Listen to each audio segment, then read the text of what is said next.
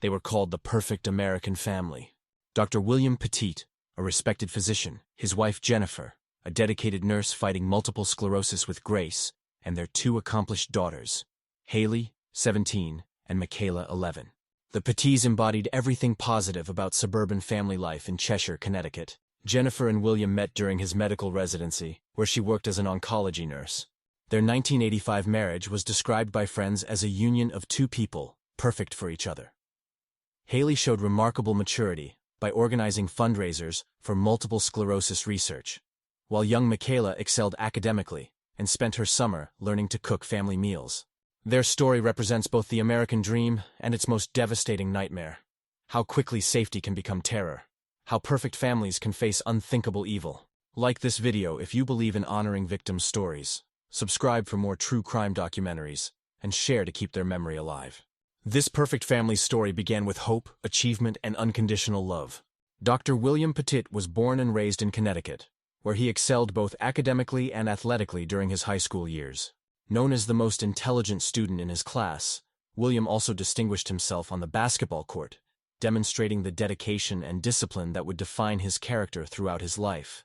After completing his undergraduate studies, William pursued a law degree at Dartmouth University, establishing himself as a high achiever with diverse interests and capabilities. However, William's true calling emerged when he decided to pursue medicine, enrolling at the University of Pittsburgh to study to become a doctor. It was during his third-year residency at Children's Hospital of Pittsburgh that William's life would change forever when he met Jennifer Hawk, an oncology nurse who also served as co-director of a health center internship program. Jennifer was dedicated to helping others, working closely with young patients facing life-threatening illnesses, while mentoring the next generation of healthcare professionals. Their connection was immediate and profound. Those who knew the couple described them as perfect for each other, sharing similar values, career dedication, and a deep commitment to helping others.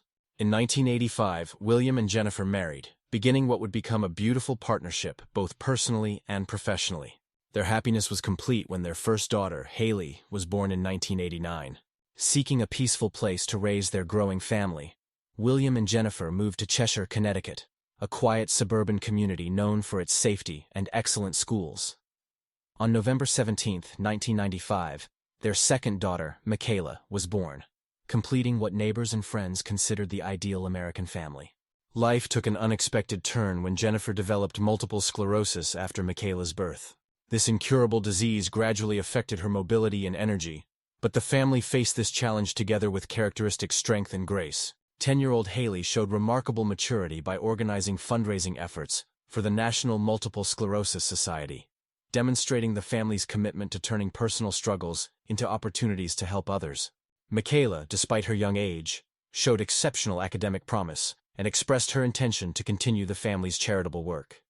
During the summer of 2007, she had been learning to cook and had taken on the routine responsibility of preparing family meals, a task she approached with the same dedication her parents showed in their professional lives. But on July 22, 2007, this seemingly perfect family would face an encounter that would test everything they believed about safety, security, and the predictability of their peaceful suburban life. Joshua Komisarjevsky's life began in tragedy when he was born to teenage parents who felt unable to care for him. Within just 1 week of his birth, he was put up for adoption, beginning a childhood marked by instability and trauma. The Komisarjevsky family who adopted him were distinguished European artists, known for their religious devotion and strict household rules. Despite being raised in what appeared to be a cultured and disciplined environment, Joshua struggled from an early age. Despite possessing a high IQ, Joshua experienced significant difficulties in traditional school settings, eventually requiring homeschooling to complete his education. During his trial, Joshua would claim that he had been sexually abused by a cousin, an allegation he said his adoptive family chose to keep quiet rather than address properly. Whether true or fabricated, these claims revealed a young man struggling with deep psychological issues. By age 14, Joshua was already displaying concerning behaviors. He was accused of abusing his sister and committed his first burglary around the same time. His personality became increasingly rebellious and chaotic concerning those who knew him. During his first major trial in 2002, Joshua made a chilling statement that would later prove prophetic. "I like to listen to people while they sleep. I like the feeling of invading their privacy and insecurity." This disturbing confession revealed a young man who derived pleasure from violating others' sense of safety and security. Meanwhile, Stephen Hayes had begun his criminal career even earlier.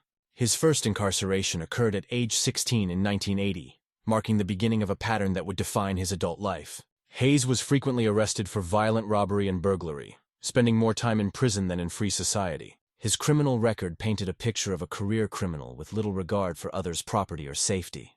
Tying her hands and feet to her bedposts before covering her head with a pillowcase to prevent her from seeing their faces or understanding the full scope of what was happening.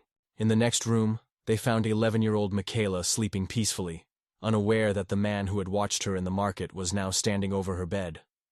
Like her sister, Michaela was tied by her hands and feet to her bedposts, with her head covered with a pillowcase, transforming her safe bedroom into a prison.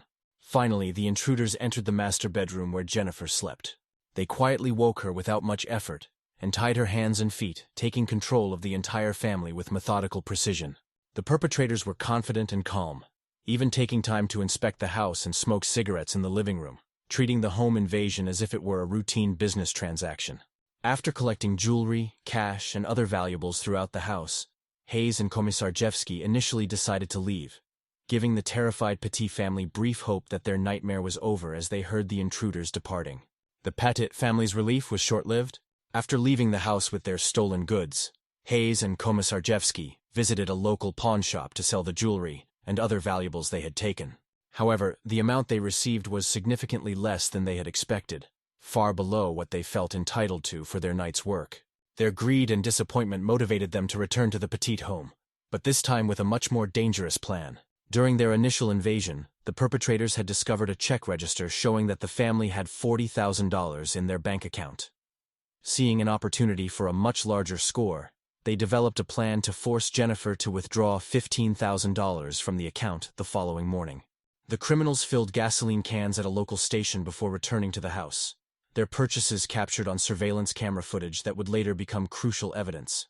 Back at the Petit home, Hayes and Komisarjevsky threatened Jennifer with the new plan, telling her she would accompany Stephen Hayes to the bank and withdraw the money they demanded. They made it clear that any attempt to alert authorities or deviate from their instructions would result in the death of her entire family. Jennifer, desperate to protect her daughters and husband, agreed to cooperate with their demands. While Jennifer was being prepared for the bank trip, Joshua Komisarjevsky made a horrific decision that would escalate the crime beyond robbery into something far more sinister. Taking advantage of the chaos and Jennifer's distraction, he entered 11-year-old Michaela's room, untied her restraints, and began to undress the terrified child. The medical examiner, Dr. Wayne Carver, would later discover Joshua Komisarjevsky's DNA in Michaela's body during her autopsy, providing physical evidence that he had raped the 11-year-old girl. Komisarjevsky took photographs with his cell phone and recorded the assault, documenting his crime. Afterward, he took Michaela to the bathroom to clean her, ensuring no obvious DNA evidence remained, before forcing her to put her pajamas back on and tying her up again. At the bank, Jennifer Petit demonstrated remarkable courage under unimaginable circumstances. While Stephen Hayes failed to notice her actions, Jennifer managed to write a desperate note on a flyer before approaching the bank teller. The note read, "My name is Jennifer Hawk Petit. I need to withdraw $15,000 from my savings account. My family is in danger. Please call the police, or they will be killed." The bank teller gave Jennifer the money despite her lack of identification and immediately called police after she left with Hayes. When the bank manager contacted the 911 dispatcher, he reported that Jennifer had indicated the home invaders were being nice and that she believed they only wanted money. This information led the Cheshire police to make a controversial decision that would haunt the case forever. Rather than immediately storming the house or confronting the perpetrators, they chose to assess the situation by setting up a vehicle perimeter, without revealing their presence, maintaining surveillance from a distance. Back at the Petit home, Joshua Komisarjevsky bragged to Stephen Hayes about what he had done to 11-year-old Michaela, describing his sexual assault of the child in detail. Rather than being horrified by his partner's actions, Hayes saw this as permission to escalate his own violence. Komisarjevsky suggested that Hayes could do the same to Jennifer, and without hesitation, Hayes agreed to the suggestion. When Jennifer and Hayes returned from the bank with the $15,000, Hayes immediately subdued Jennifer in the living room. He pressed her body to the ground and began to undress her, preparing to sexually assault the mother of two, while her daughters lay tied up upstairs and her husband remained bound in the basement. Dr. William Petits, still conscious despite his severe injuries, could hear his wife's screams and cries for help from his position in the basement. In his later testimony, he described how he yelled up and heard one of the invaders say, "Don't worry, it's all going to be over in a couple of minutes." This response revealed that the perpetrators had already decided to eliminate all witnesses, regardless of the family's cooperation.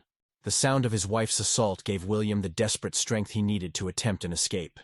Despite his injuries and restraints, he managed to free himself from the ropes and zip ties binding him to the basement pole.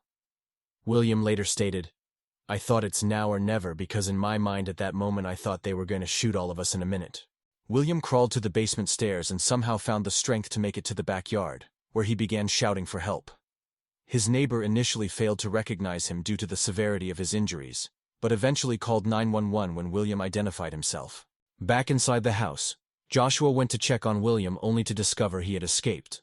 According to Hayes's later confession, while he was raping Jennifer on the living room floor, Komisarjevsky entered and announced that William had gotten away and was calling for help.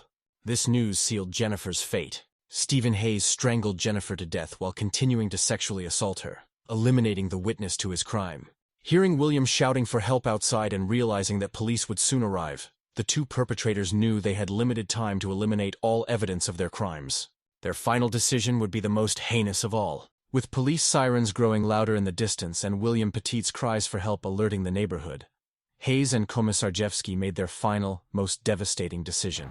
They retrieved the gasoline cans they had filled earlier and began methodically dousing Jennifer's lifeless body and strategic parts of the house. Investigators would later discover that accelerant had been poured on the Petits sisters' beds and on the clothing they were wearing, evidence that the perpetrators intended to eliminate all witnesses and physical evidence through fire. 17-year-old Haley and 11-year-old Michaela remained tied to their beds, conscious and terrified, as the two men prepared to burn the house around them. The girls were still alive when the flames began to spread, transforming their childhood bedrooms into death traps from which they could not escape. Hayes and Komisarjevsky started the fire and immediately attempted to flee the scene in their vehicle, believing they could escape before authorities arrived. However, they were unaware that police had already established perimeters around the area several miles ahead of their planned escape route. Within 5 minutes of leaving the burning house, they collided with a police vehicle and found themselves surrounded by officers with weapons drawn. The two perpetrators were immediately pulled from their vehicle and arrested. When identified as ex-convicts with extensive criminal histories, the pieces of the puzzle began falling into place for investigators who were simultaneously dealing with the house fire and the injured Dr. Petit. An ambulance had already arrived to transport the gravely injured William Petit to the nearest hospital, where doctors worked to stabilize his condition from the severe beating he had endured. Meanwhile, firefighters battled the rapidly spreading blaze that was consuming the Petit family home. When firefighters finally extinguished the flames and were able to enter the house safely, they discovered a scene of unimaginable horror. Jennifer's body was found first, completely charred with remnants of rope still around her ankles, providing physical evidence of her restraints during the final moments of her life. Reaching the second floor, firefighters discovered 11-year-old Michaela tied to her bed, her small body completely consumed by the fire that had been deliberately set around her. In perhaps the most heartbreaking discovery of all, 17-year-old Haley had managed to break free from her restraints and had attempted to escape her burning bedroom. However, she had collapsed just meters away from potential safety, having inhaled too much smoke during her desperate attempt to survive. Both Hayes and Komisarjevsky immediately confessed to the murders when interrogated by detectives, who testified that Hayes smelled of gasoline throughout his interrogation. The prosecution of Stephen Hayes and Joshua Komisarjevsky would become two of the most closely watched criminal trials in Connecticut's history. Stephen Hayes faced trial first, with proceedings beginning on September 13, 2010. The jury consisted of 7 women and 5 men who would be tasked with determining whether Hayes deserved life imprisonment or the death penalty for his role in the murders of Jennifer, Haley, and Michaela Petit. Hayes's defense team adopted a strategy of arguing that Joshua Komisarjevsky was the true mastermind behind the crime and primarily responsible for escalating the situation from robbery to rape and murder. They portrayed Hayes as a follower who had been manipulated by his more intelligent and calculating partner. However, prosecutors maintained that both Hayes and Komisarjevsky shared equal responsibility for the planning, execution, and horrific conclusion of the home invasion. Before the trial began, Hayes had attempted to negotiate a plea bargain that would result in a life sentence without the possibility of parole, hoping to avoid the death penalty. However, prosecutors rejected this offer and chose to seek capital punishment, believing the heinous nature of the crimes warranted the ultimate penalty. On October 5, 2010, after approximately 5 hours of deliberation, the jury found Stephen Hayes guilty on all charges. The conviction phase was followed by a sentencing phase that began on October 18, where jurors were tasked with deciding between life imprisonment and death. The jury was initially split over their recommendation, requiring extensive deliberation about the appropriate punishment. Hayes's defense attorneys argued during the sentencing phase that life imprisonment without parole would actually be a harsher punishment than death, forcing Hayes to live with the consequences of his actions for decades. However, on November 8, 2010, the jury ultimately recommended the death sentence for Hayes on each of the 6 capital felony counts. The disturbing nature of the trial had an unprecedented impact on the jurors themselves. For the first time in Connecticut's judicial history, the state judicial branch offered post-traumatic stress assistance to jurors due to the disturbing nature of the evidence they had been required to examine. Jurors had been forced to look at disturbing images and hear graphic testimony about the sexual assaults and murders, leaving many traumatized by their civic duty. Dr. William Petits attended the trial proceedings and commented on the verdict, expressing both relief and continued grief over the loss of his family. On December 2, 2010, during his sentencing hearing, Hayes apologized to the court and the Petits family, stating, "Death for me will be a welcome relief, and I hope it will bring some peace and comfort to those who I have hurt so much." Judge John Blue imposed 6 death sentences on Hayes, along with an additional 106 years for other crimes committed during the home invasion. However, Hayes's death sentence was ultimately commuted to life imprisonment in August 2015, when Connecticut abolished capital punishment. Joshua Komisarjevsky's trial began on September 19, 2011, with his attorneys offering a guilty plea in exchange for a life sentence. Prosecutors rejected this offer and pursued the death penalty, believing Komisarjevsky's role in sexually assaulting 11-year-old Michaela warranted capital punishment. Dr. William Petits' journey from victim to survivor to advocate represents one of the most remarkable transformations in the aftermath of violent crime.